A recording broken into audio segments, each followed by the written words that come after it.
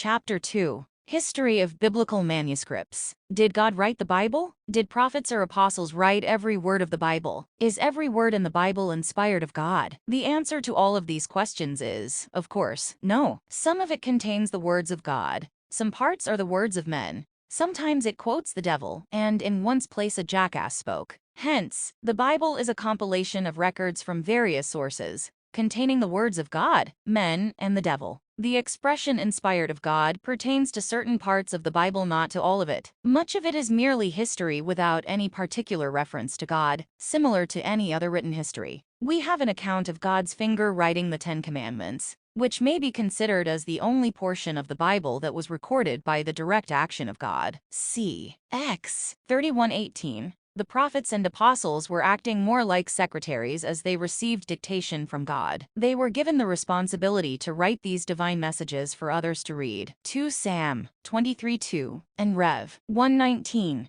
At certain times God chose to have his messages delivered to man by way of his angels. CX 34:27. Isaiah 56:1. Jer 11:1. In every case, men who were inspired in one way or another were free to write in the particular style or expression of their own choice. Some were more learned than others, and therefore their style of expression was different. There was only one author but many writers. The Bible, or Biblia, meaning books, is in reality a small collection of religious histories and writings. The Old Testament consists of 17 books of history from Genesis to Esther, 5 poetic books from Job to Song of Solomon, and 17 prophetic books from Isaiah to Malachi. The New Testament is classified into 5 historical books: the 4 Gospels and Acts of the Apostles, 21 letters of the Apostles, and 1 book of Revelation. The Bible was originally written in 3 languages: Hebrew, Aramaic, and Greek. The Old Testament was written in Hebrew with some sections in Aramaic. The New Testament was mostly recorded in Greek. The Old Testament is the whole framework of the Gospel, and the New Testament is the finishing. The factual history of the Bible is much different from what most Christians suppose. The Bible did not just happen, nor was it all written by Moses or the apostles. Neither did it come to us through the ages as a complete compilation of books. And today it is neither complete nor perfect. The Bible was formulated gradually. Histories, Psalms, prose, law, genealogies, sermons, revelations, songs, proverbs, philosophy, and other writings were collected over several years by many different men in many different cultures. We cannot point to a particular time or place and say this is where the Bible originated. It can safely be said that most of the writings and revelations from God to man are not even found in the Bible. We have never found an original fragment of writing from Adam, Enoch, Noah, Methuselah, Abraham, Isaac, Joseph, Shem, or Seth, to name a few. In fact, we do not have any of the original written manuscripts of the Bible. No one knows how many generations of copies were made before we received the manuscripts that we have today. The oldest manuscript of the New Testament dates back to about the 4th century AD. The Old Testament goes back to only about 900 AD. Herein lies the problem of getting an accurate translation from an original copy. Anciently, many materials were used for writing, such as animal skins, leather, papyrus, stone, clay tablets, wooden tablets, metal, and of course much more recently, paper. The Old Testament was written mostly on leather or skins. The New Testament was usually penned on papyrus. During the 4th century period, vellum replaced papyrus, and then by the middle of the 8th century, paper was being used. Since most of these materials were subject to deterioration, we do not have any original Bible manuscripts, only copies of copies. There is no original written record of the language that the patriarchs used before the Tower of Babel. Every language today represents hundreds of different man-made expressions, which constantly change in both words and meaning. Thus, we do not have God's words in the pure language of God, but rather the inaccurate, unclear descriptions of men in their ever-changing styles of expression. Many ancient manuscripts, now worn, faded, and unclear, provided the basis for our present Bible. A few of these Old and New Testament manuscripts are considered here. 1. The Vatican Manuscript. This 4th century manuscript is usually acknowledged as the most important text of the New Testament. It is located in the Vatican Library at Rome, and the date of a catalog in which it is listed was 481 AD. It still remains the most complete and accurate of all biblical manuscripts. 2. The Sinaitic Manuscript. Constantine Jan Tischendorf was a student of the University of Leipzig and began his work on revisions of the Bible through study of original or near-source materials. In 1844 he went to the Middle East and began work in the library of the monastery of St. Catherine in the Sinai Peninsula. While there, he discovered portions of old parchment which he determined to be among some of the oldest biblical manuscripts ever found. In 1853 he made another trip to Sinai, with the hope of recovering other leaves that he had seen on his first trip, but to no avail. In 1859, with the support of the Russian government, he made a third trip to the Sinai monastery. Just as he was about to give up all hope of finding the manuscripts, a steward of the monastery showed him the manuscripts that he was looking for and some others too. After some negotiations, he purchased them for about $7,000. Tischendorf purchased for Tsar Alexander II the Codex Sinaiticus. In 1933, the British government purchased them for $500,000 for the British Museum. This manuscript dates back to approximately the latter half of the 4th century. Also, 3. The Alexandrian manuscript. This 5th century manuscript derives its name from Alexandria, where it was found. It was once offered as a gift to King James I of England,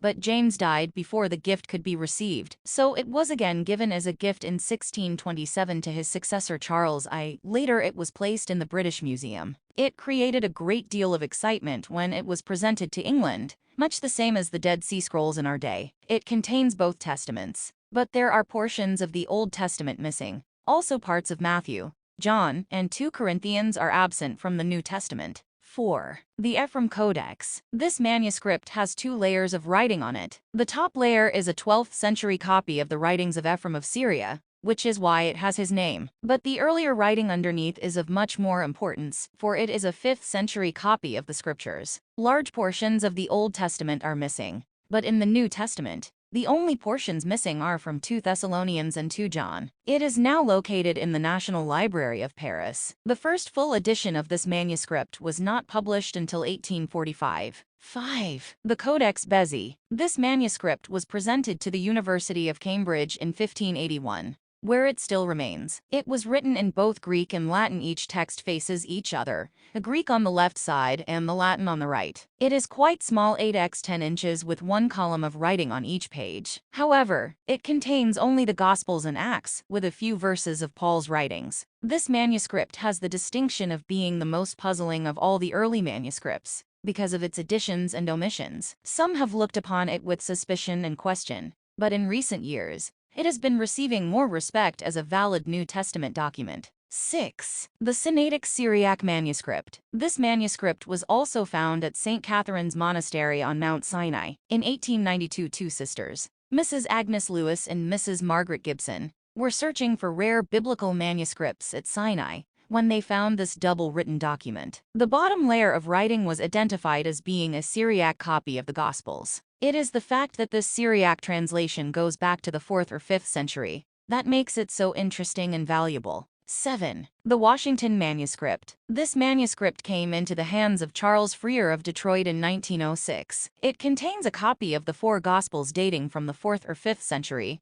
and consists of several lines in Mark's Gospel, which are not found in any other manuscript. 8. The Koradethi Gospels. This manuscript was discovered in 1913. It was written about the 9th century and has substantiating information regarding the text of the Bible. 9. Chester Beatty Papyri. These papyri are said to have come from jars taken out of an Egyptian graveyard and were collected by Chester Beatty. Portions of these are of the Old Testament in Greek, with some portions of the New Testament. It has been considered valuable because it possibly dates to the beginning of the 3rd century, thus placing it closely to the Vatican and Sinaitic codices. Later manuscripts. Many manuscripts dating from the 9th to the 15th century have been recovered. Most of these are written in a cursive, running hand. More than 2,500 cursive manuscripts have been catalogued, but their age tends to limit their value. Many of these are made in elaborate and artistic decorations, often portraying a portrait of the authors of the 4 Gospels. These artistic manuscripts usually identify their date, and their ornamental,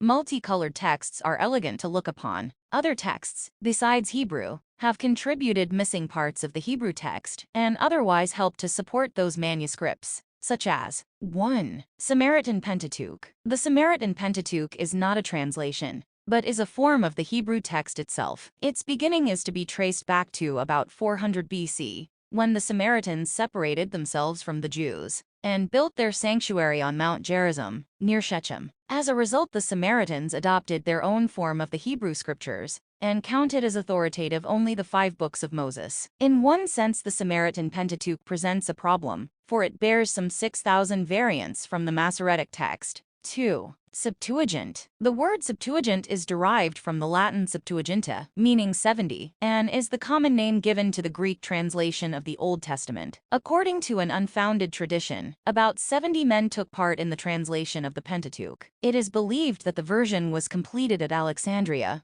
but probably by Alexandrian, rather than Palestinian Jews. The time of the Egyptian king, Ptolemy II Philadelphus, is also probably right, making the origin of the Septuagint approximately 250 BC. Whatever mysteries may surround it, the Septuagint translation will always hold interest among Christians. For a while, it was the only Bible for the Earth Church. It was the text most often quoted by the apostles and inspired writers of the New Testament. Yet beyond these prevailing attachments, the Septuagint version is an extremely valuable authority on the Old Testament text. It is true that it has its deficiencies. It has its mistakes of translation and its differences from the Masoretic text. How We Got the Bible. Neil Lightfoot, page 73. There are 3 sources from which we gather information pertaining to the Bible. 1. The manuscripts. 2. The versions of translations. And 3. Quotations from early Christian church writers. Most of the early Christian fathers were writers who lived near the end of the 1st century and later. The most important of those who quoted the New Testament were Justin Martyr, Tatian, Irenaeus, and Clement of Alexandria, all of whom lived in the 2nd century. In the 4th century, we have important writings of Eusebius of Caesarea as well as Jerome. From these men and the many who followed, we have obtained thousands of valuable biblical manuscripts. However, they were all different because scribes and translators made modifications either by accident or on purpose, with the intent to help clarify or correct. All manuscripts are not equal in value because they all differ.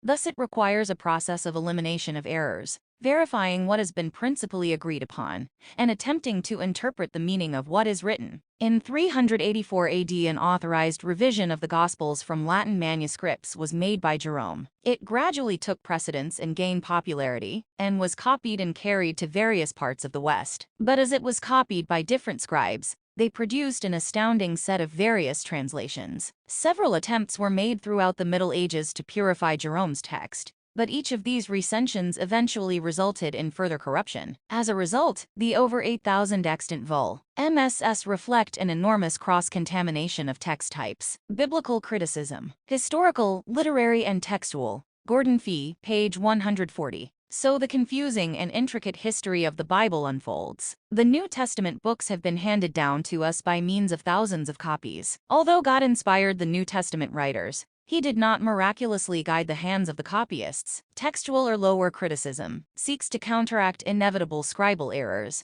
and recover the true form of the text. Many mistakes in the manuscripts crept into the text unintentionally and are not difficult to detect. Other textual modifications were made intentionally, usually by a well-meaning scribe, and these do not stand out so clearly. How We Got the Bible. Neil Lightfoot, page 50. Here, then, is the basis from which we draw our conclusion that errors have indeed crept into Bible translations. Hence, the need for a clear and correct translation, which may actually be impossible to obtain.